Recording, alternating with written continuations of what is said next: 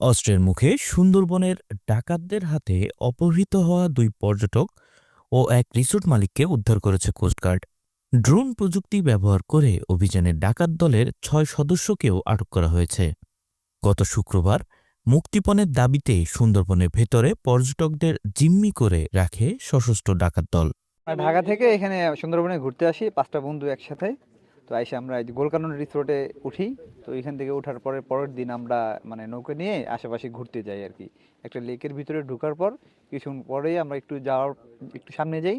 ওইখান থেকে আমাদেরকে অপহরণ করা হয় ডাকাত দলের সদস্য ওই যে ওনারা আমাদেরকে নিয়ে মাসুম বাহিনী মনে হয়। ওনাকে নিয়ে আমাদেরকে জিম্মি করার পর আমাদের আমাদের ২ বন্ধুকে রেখে আমি এবং আমার সোহেল ২ জনকে রাখার পরে আর ওই রিসোর্টের যে মালিক ওনার ওই যে শ্রীপতি বাসার ওনাকে আমাদের এই ৩ জনকে জিম্মি করে নিয়ে যায় আর আমার যে ৩টা বন্ধু ওদেরকে ছেড়ে দেয় মানে টাকা অ্যারেঞ্জ করার জন্য।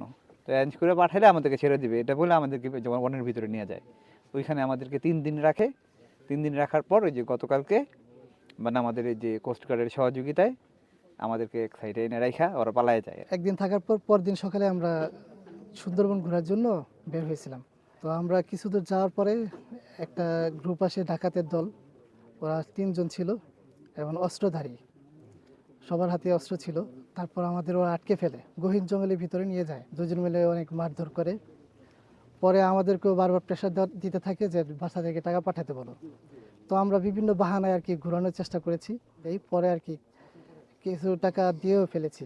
আবার ওই টাকাগুলো আবার আমাদের কোস্টগার্ডের দৃঢ়তায় উদ্ধারও করা হয়েছে। তো নতুন এবং ফিরে আসা গ্রাহকদের জন্য নগদে চলছে ক্যাশব্যাক সহ প্রতিদিন হাজারো উপহার জেতার সুযোগ। হবে আশা আর ফেরা, সারপ্রাইজ সেরা। ড্রোনের মাধ্যমে অবস্থান শনাক্ত করে কোস্টগার্ডের নেতৃত্বে নৌবাহিনী, পুলিশ ও র্যাবের যৌথ অভিযানে ২ দিন পর তাদের উদ্ধার করা হয়।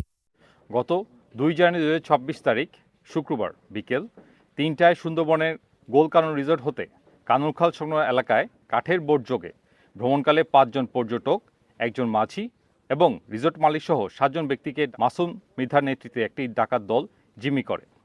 ডাকাত দল ৩ জন পর্যটক ও মাঝিকে মুক্তি দিলেও ২ জন পর্যটক এবং গোলকানন রিসোর্টের মালিককে জিম্মি অবস্থায় সুন্দরবনের অজ্ঞাত স্থানে নিয়ে যায় এবং ৪০ লক্ষ টাকা মুক্তিপণ দাবি করে। পরবর্তীতে রিসোর্ট কর্তৃপক্ষ বিষয়টি কোস্টগার্ডকে অবহিত করে। কোস্টগার্ড, নৌবাহিনী, পুলিশ ও র্যাবের সমন্বয়ে সুন্দরবনের বিভিন্ন এলাকায় সাহসী অভিযান এবং গোয়েন্দা নজরদারি জোরদার করা হয়। গত ৩ জানুয়ারি ডাকাত মাসুমের সহযোগী কুদ্দুস হাওলাদার, মোহাম্মদ সালাম বক্স এবং মহারাজ হাওলাদারকে সুন্দরবনের গোলকানন রিসোর্ট সংলগ্ন বিভিন্ন এলাকা থেকে আটক করা হয়।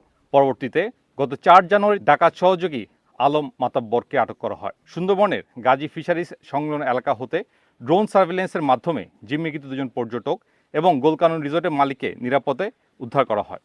ঘটনায় ডাকাত চক্র ধরা পড়লেও সুন্দরবনের নিরাপত্তা জোরদারের দাবি জানিয়েছেন পর্যটকরা। Desk report, channel 24।